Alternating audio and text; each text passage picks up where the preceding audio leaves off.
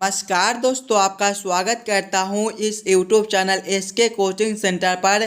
दोस्तों, आज हम लोग रीजनिंग के एक और नए पार्ट को देखने वाले हैं। ये आपका रीजनिंग का पार्ट नंबर 143 होने वाला है। अगर आप लोग इससे पहले वाले पार्ट नहीं देखे होंगे तो ज़रूर जाकर देख लीजिएगा। इस पार्ट के अंदर आज हम लोग रीजनिंग के 16 अलग अलग प्रकार के इम्पोर्टेंट प्रश्न को देखने वाले हैं, जो कि आपको आने वाले आगामी सभी परीक्षाओं के लिए काफ़ी महत्वपूर्ण होने वाला है। सभी प्रश्न इम्पोर्टेंट प्रश्न है। कुछ इसी प्रकार के प्रश्न आपको अभी एग्जाम में पूछे जाते हैं, तो सभी प्रश्न को पहले आप लोग खुद से ज़रूर सॉल्व करने की कोशिश कीजिएगा और आप लोग हमारे साथ अंत तक ज़रूर बने रहिएगा। सभी प्रश्न को एकदम शॉर्ट ट्रिक के साथ सॉल्व करेंगे। तो चलिए हम लोग 1 नंबर क्वेश्चन की ओर चलते हैं।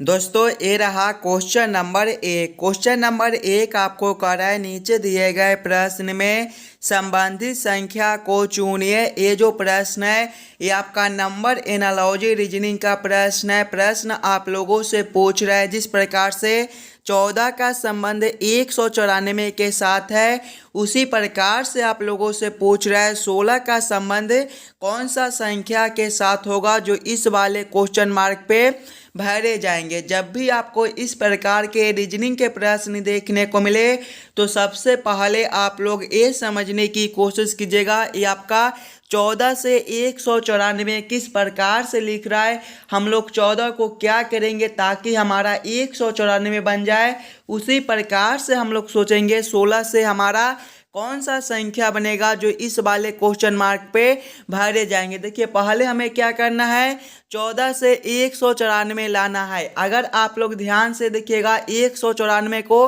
तो ये आपका 14 के स्क्वायर के करीब है। यानी कि अगर पहले हम लोग 14 के स्क्वायर करते हैं तो 14 का स्क्वायर आपका 196 होता है। 196 माइनस 2 अगर हम लोग करेंगे तो आपका 194 हो जाएगा।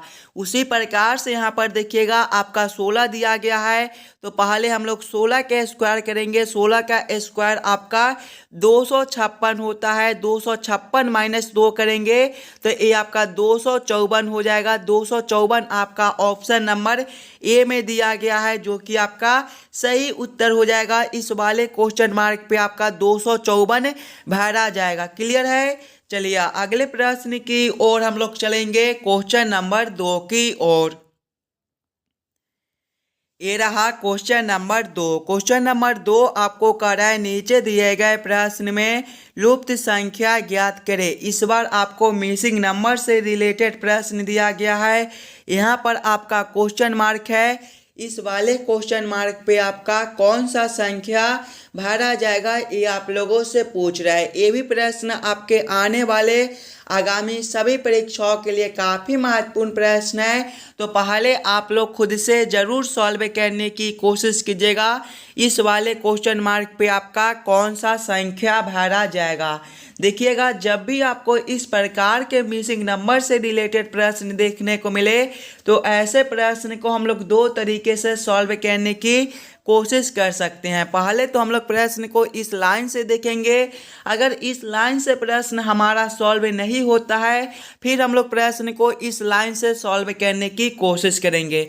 अगर हम लोग पहले इस लाइन से सॉल्व करने की कोशिश करेंगे तो क्या करेंगे, देखिएगा यहाँ पर क्वेश्चन मार्क है, यानी कि सबसे पहले हम लोग ये समझने की कोशिश करेंगे ये आपका 2, 3, 4 से 10 किस प्रकार से लिख रहा है, 5, 1, 2 से 7 किस प्रकार से लिख रहा है। उसी प्रकार से हम लोग सोचेंगे 6, 3 और 2 से हमारा कौन सा संख्या बनेगा जो इस वाले क्वेश्चन मार्क पे भरा जाएगा। सबसे पहले आप लोग खुद से ज़रूर सॉल्व करने की कोशिश कीजिएगा। 2, 3 और 4 को हम लोग क्या कर दे ताकि हमारा 10 बन जाए। अगर हम लोग पहला संख्या गुना करेंगे दूसरा संख्या, यानी कि 2 गुना 3 करेंगे तो ये आपका 6 हो जाएगा। प्लस करेंगे हम लोग तीसरा संख्या आपका 6 है, तीसरा संख्या आपका 4 है। 6 प्लस 4 आपका 10 होता है। देखिए 10 नीचे लिखा हुआ है। उसी प्रकार से आगे करके देखेंगे, पहला संख्या गुना दूसरा संख्या, पहला संख्या 5 है, 5 गुना 1 आपका 5 होता है। प्लस करेंगे तीसरा संख्या, तीसरा संख्या आपका 2 दिया गया है। देखिएगा 5 + 2 आपका 7 होता है, 7 आपका यहाँ पर दिया गया है।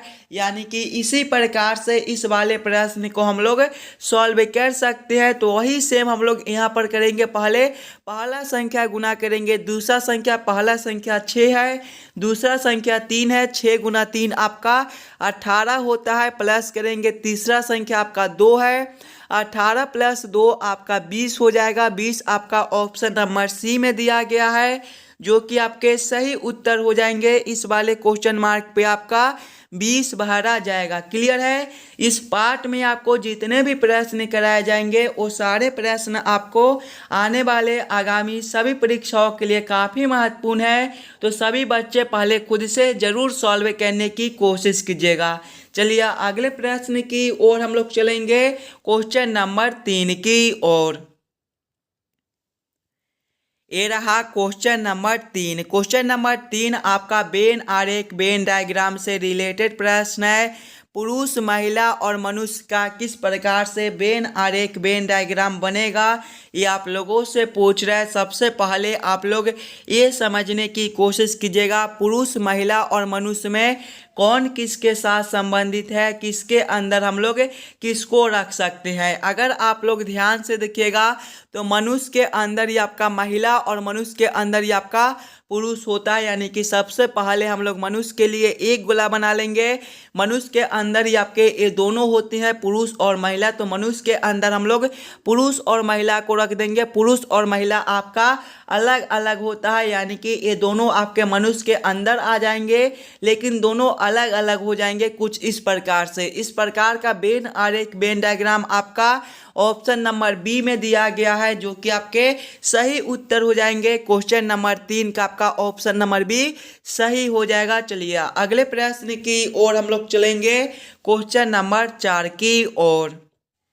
ये रहा क्वेश्चन नंबर 4। क्वेश्चन नंबर 4 आपको कर रहा है 200 मीटर चलने के बाद मैं दाएं मुड़ा और 100 मीटर की दूरी तय की, तब बाएं मुड़ा और 300 मीटर की दूरी तय की, अंत में मेरा मुख उत्तर की ओर है, मैंने किस दिशा से अपनी यात्रा शुरू की, ये आप लोगों से पूछ रहा है। ये भी प्रश्न आपके आने वाले आगामी सभी परीक्षाओं के लिए काफ़ी महत्वपूर्ण प्रश्न है। तो पहले आप लोग खुद से ज़रूर सॉल्व करने की कोशिश कीजिएगा।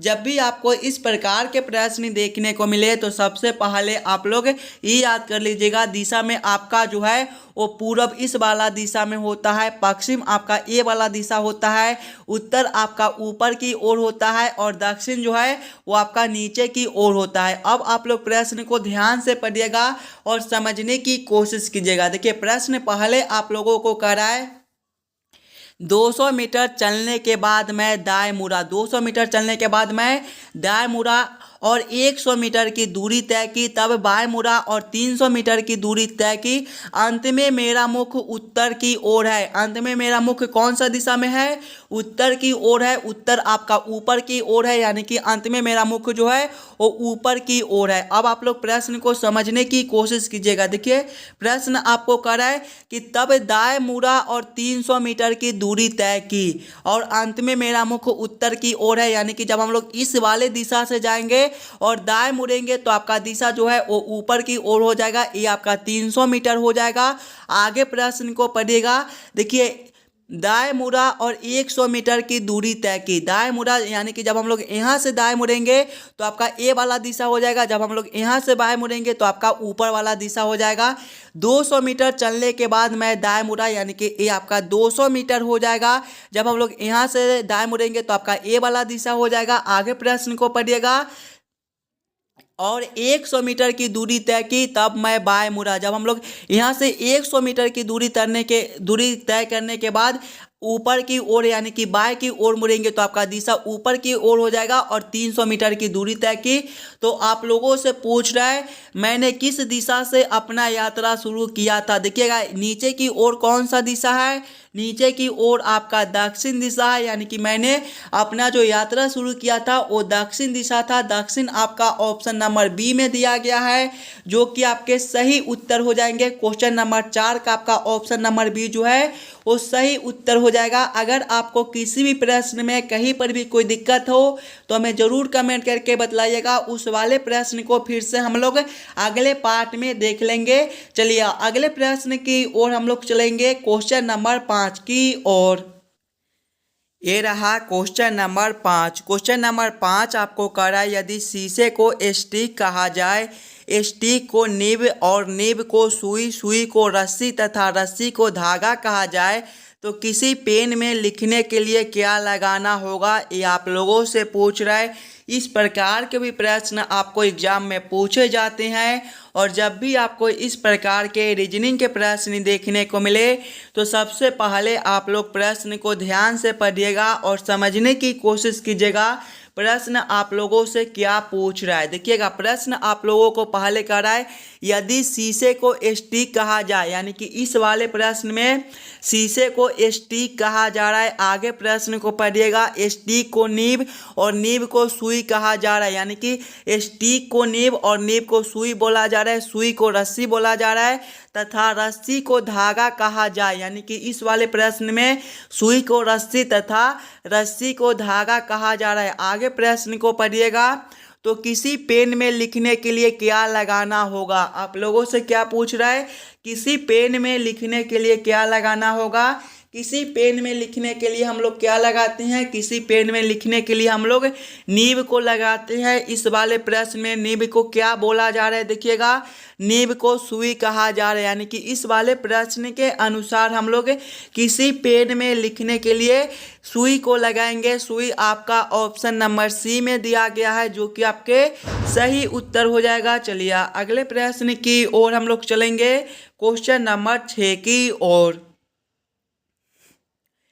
ये रहा क्वेश्चन नंबर 6। क्वेश्चन नंबर 6 आपको कह रहा है, किसी सांकेतिक भाषा में मंकी को XDJMNL की तरह लिखा जाए तो टाइगर को उसी संकेत भाषा में कैसे लिखा जाएगा, ये आप लोगों से पूछ रहा है। ये जो प्रश्न है ये आपका कोडिंग डिकोडिंग से रिलेटेड प्रश्न है, और जब भी आपको इस प्रकार के कोडिंग डिकोडिंग से रिलेटेड प्रश्न देखने को मिले तो सबसे पहले आप लोग ये समझने की कोशिश कीजिएगा, ये आपका मंकी से XDJMNL किस प्रकार से लिख रहा है, उसी प्रकार से आप लोग सोचेगा टाइगर का कोड आपका क्या बनेगा। अगर पहले आप लोग मंकी को देखिएगा तो मंकी जो है ये आपका MONKEY से मिलकर बनता है। इसका कोड को देखिएगा तो इसका कोड आपका XDJMNL दिया गया है। ध्यान से अगर आप लोग देखिएगा लास्ट वाले अक्षर को देखिए Y है, और यहाँ पर लास्ट वाले अक्षर को देखिए X है, यानी कि जब हम लोग Y से X को देखेंगे तो यहाँ पर आपका -1 हो जाएगा। आगे देखिएगा इसी प्रकार से यहाँ पर आपका E है और यहाँ पर आपका D है, यहाँ पर भी आपका -1 है। K से आपका J है -1 है, N से आपका M है -1 है, O से आपका N है -1 है, M से आपका L है, यहाँ पर भी आपका -1 है। उसी प्रकार से आप लोग टाइगर को देखिएगा तो टाइगर जो है ये आपके TIGER से मिलकर बनता है। इसके भी सभी अक्षर में हम लोग -1 कर देंगे, लेकिन टाइगर के उल्टे साइड से हम लोग स्टार्ट करेंगे, यानी कि पहले हम लोग T-1 करेंगे। T जो है ये आपके 18वें पर होता है, 18 - 1 आपका 17 होता है, और 17वें पर आपका Q होता है। आगे देखिएगा आपका E है, जब हम लोग E-1 करेंगे तो आपका क्या हो जाएगा, E आपके 5वें पर होता है, 5 - 1 आपका 4, और चौथे पर आपका D होता है। आगे देखिएगा आपका G है, G जो है ये आपके 7वें पर होता है, 7 - 1 आपका कितना हो जाएगा, 7 - 1 आपका 6, और छठे पर आपका F होता है। आगे देखिए आपका I है, I-1 आपका कितना हो जाएगा, I आपके 9वें पर होता है, 9 - 1 आपका 8, और 8वें पर आपका H होता है। आगे देखिएगा आपका T है, T-1 आपका कितना हो जाएगा, T आपके 20वें पर होता है, 20 - 1 आपका 19, और 19वें पर आपका S होता है। कौन सा ऑप्शन में आपका QDFHS दिया गया है। QDHFS आपके ऑप्शन नंबर बी में दिए गए हैं, जो कि आपके सही उत्तर हो जाएंगे। टाइगर का जो कोड बनेगा वो आपका QDFHS बनेगा। क्लियर है। चलिए अगले प्रश्न की ओर हम लोग चलेंगे, क्वेश्चन नंबर 7 की ओर। ये रहा क्वेश्चन नंबर 7। क्वेश्चन नंबर 7 आपको कह रहा है, दी गई आकृति में कौन सा अंक रंग करने वाले ब्रश जो बाल नहीं है को दर्शाता है।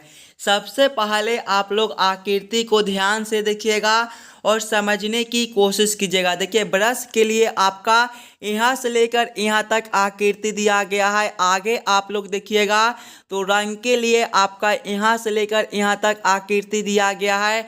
आगे देखिएगा तो बाल के लिए आपका यहाँ से लेकर यहाँ तक आकृति दिया गया है। अब आप लोग प्रश्न को ध्यान से पढ़िएगा और समझने की कोशिश कीजिएगा प्रश्न आप लोगों से क्या पूछ रहा है।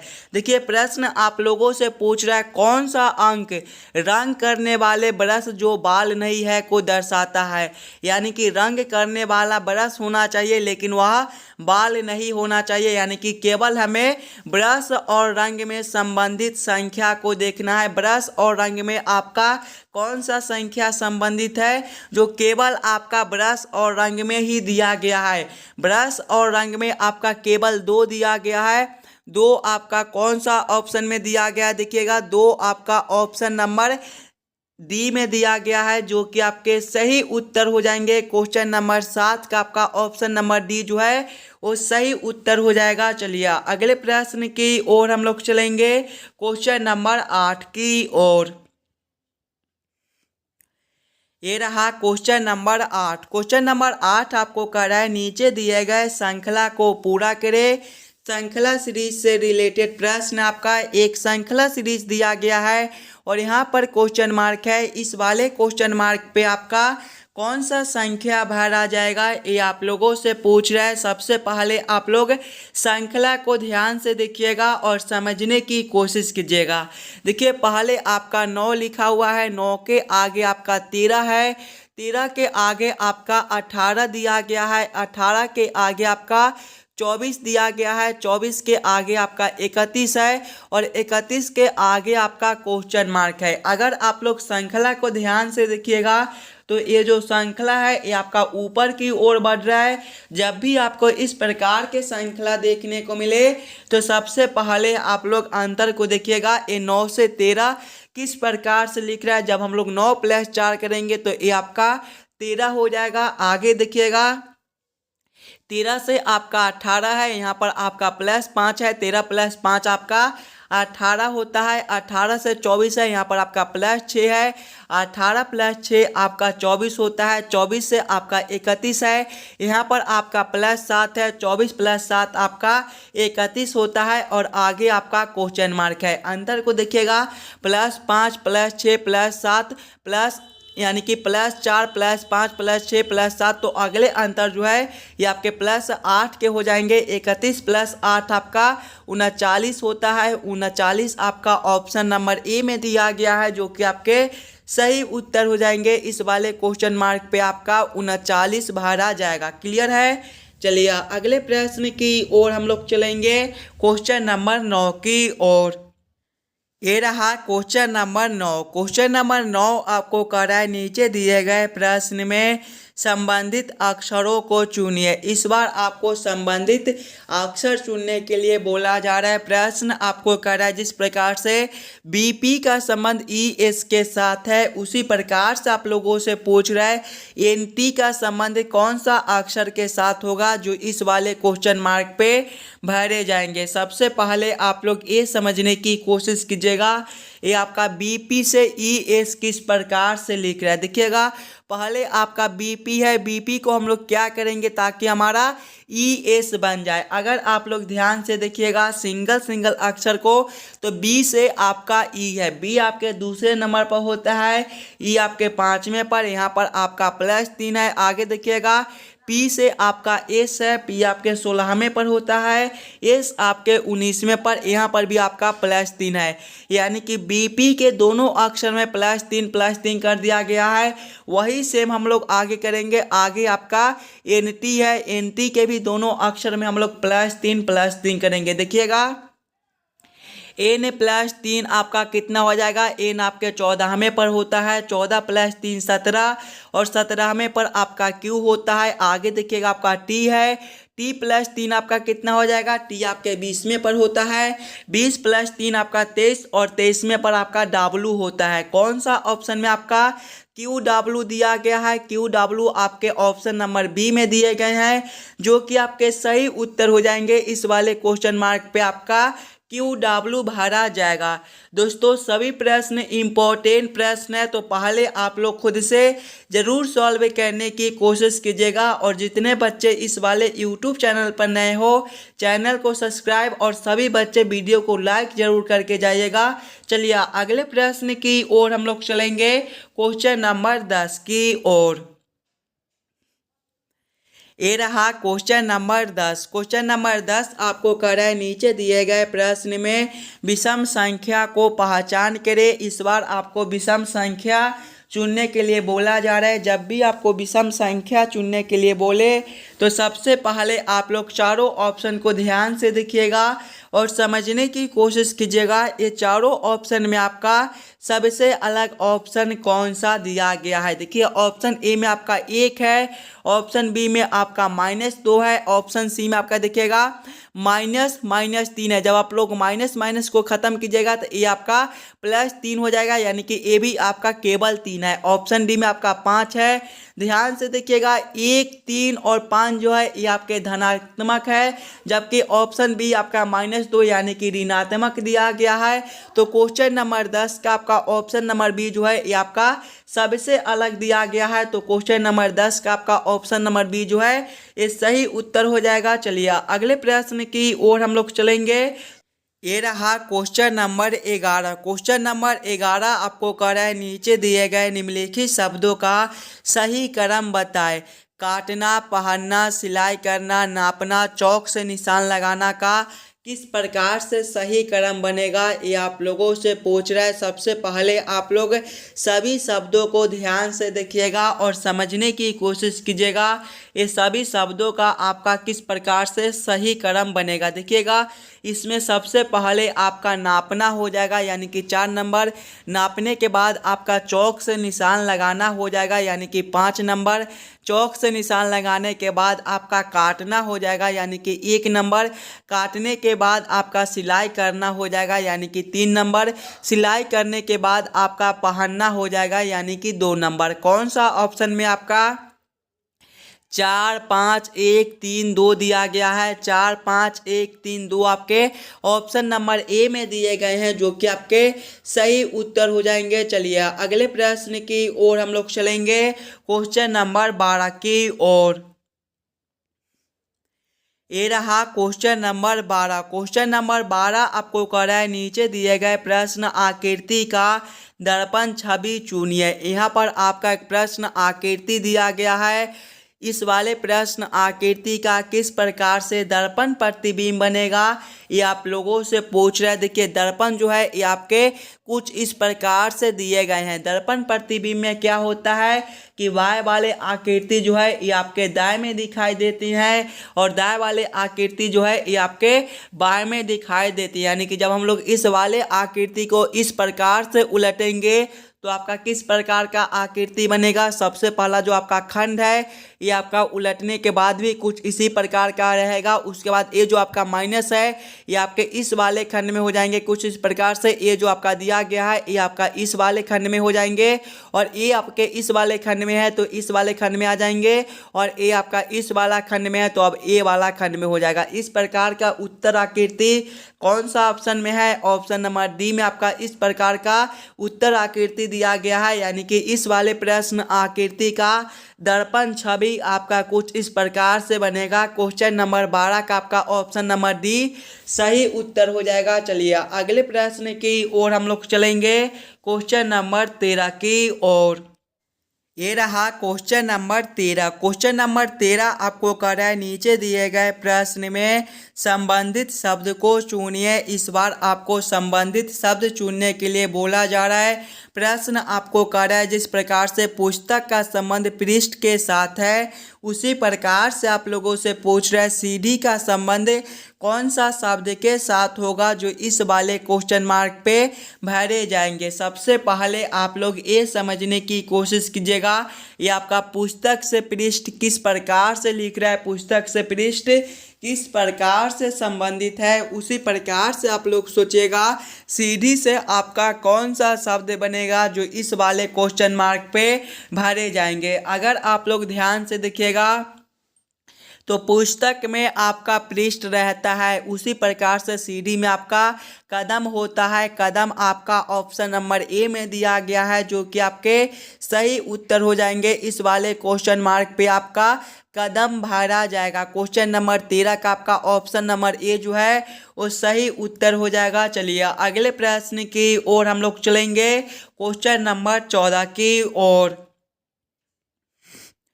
ये रहा क्वेश्चन नंबर 14। क्वेश्चन नंबर 14 आपको कह रहा है नीचे दिए गए प्रश्न आकृति कौन सा उत्तर आकृति में निर्मित है। यहाँ पर आपका एक प्रश्न आकृति दिया गया है, कुछ इस प्रकार का आपका प्रश्न आकृति है। प्रश्न आप लोगों से पूछ रहा है इस प्रकार के प्रश्न आकृति कौन सा उत्तर आकृति में दिया गया है।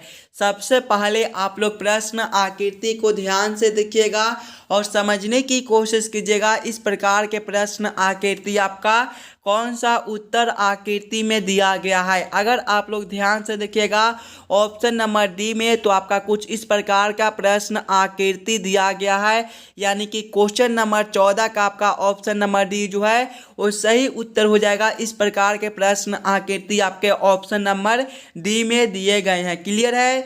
चलिए अगले प्रश्न की ओर हम लोग चलेंगे, क्वेश्चन नंबर 15 की ओर। ये रहा क्वेश्चन नंबर 15। क्वेश्चन नंबर 15 आपको कह रहा है नीचे दिए गए प्रश्न में विषम संख्या युग्म को पहचान करें। यहाँ पर आपका विषम संख्या नहीं विषम शब्द हो जाएगा। विषम शब्द चुनने के लिए आप लोगों को कह रहा है जब भी आपको विषम शब्द चुनने के लिए बोले तो सबसे पहले आप लोग चारों ऑप्शन को ध्यान से देखिएगा और समझने की कोशिश कीजिएगा ये चारों ऑप्शन में आपका सबसे अलग ऑप्शन कौन सा दिया गया है। देखिए ऑप्शन ए में आपका रोना से हंसना लिखा हुआ है, ऑप्शन बी में आपका ऊपर से नीचे दिया गया है, ऑप्शन सी में आपका बढ़ाना से घटाना दिया गया है, ऑप्शन डी में आपका चलना से दौड़ना दिया गया है। एकदम आसान सा प्रश्न है, थोड़ा सा दिमाग लगाइएगा तो इस वाले प्रश्न को आप लोग आसानी के साथ सॉल्व कर पाइएगा। देखिएगा ऑप्शन ए में आपका रोना से हंसना है, रोना से हंसना ये आपका विपरीतार्थक शब्द है। उसी प्रकार से ऊपर से नीचे ये भी आपका विपरीतार्थक शब्द है। ऑप्शन सी में बढ़ाना से घटाना ये भी आपका विपरीतार्थक शब्द है। लेकिन ऑप्शन डी में आपका चलना से दौड़ना, चलना का विपरीतार्थक शब्द आपका दौड़ना नहीं होता है, यानी कि ऑप्शन डी आपका सबसे अलग दिया गया है। तो क्वेश्चन नंबर 15 का आपका ऑप्शन नंबर डी जो है ये सही उत्तर हो जाएगा। चलिए अगले प्रश्न की ओर हम लोग चलेंगे, क्वेश्चन नंबर 16 की ओर। दोस्तों ये रहा क्वेश्चन नंबर 16 और ये जो प्रश्न है ये आपके होमवर्क के तौर पे छोड़े जाते हैं। इस वाले प्रश्न को आप लोग खुद से ज़रूर सॉल्व कीजिएगा। ब्लड रिलेशन से रिलेटेड प्रश्न है। इस प्रकार के प्रश्न आपको सभी एग्जाम में पूछे जाते हैं। अगर आप लोगों से सॉल्व ना हो तो हमें कमेंट करके बतला दीजिएगा, हम लोग इस वाले प्रश्न को फिर से अगले पार्ट में देख लेंगे। और जितने बच्चे इस वाले यूट्यूब चैनल पर नए हो चैनल को सब्सक्राइब और वीडियो को लाइक ज़रूर करके जाइएगा। और आप लोग हमें एक बार ये ज़रूर कमेंट करके बतलाइएगा कि आज के 16 प्रश्न में से आप लोग कितने प्रश्न को खुद से सॉल्व किए हो। चलिए हम लोग मिलते हैं आपसे अगले वीडियो में। धन्यवाद।